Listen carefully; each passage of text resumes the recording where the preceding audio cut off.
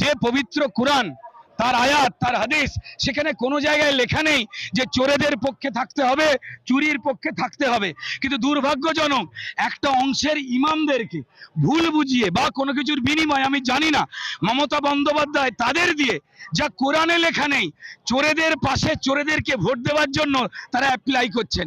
আমি সেই ইমাম সাহেবদের করজোড়ে বলতে চাই, যে ইমাম সাহেব, আপনারা অনেক তো জানেন, ইসলাম কোরআন আমাদের থেকে অনেক বেশি জানেন, কিন্তু আমরা সনাতনী হয়ে এইটুকু পড়েছি যে পবিত্র কোরআনে আল্লাহ কোনো জায়গায় বলেননি, আপনাদের নবী কোনো জায়গায় বলেননি যে চুরি করুন, চোরের পাশে থাকুন।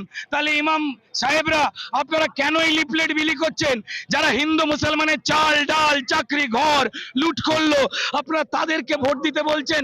কেন রাজনীতির পথে আপনারা আসছেন? চাকরি পায়নি, সেখানে যেমন সনাতনী বাড়ির সাবিত্রী বসে আছে, ঠিক তেমন মুসলমান বাড়ির সালমাও বসে রয়েছে।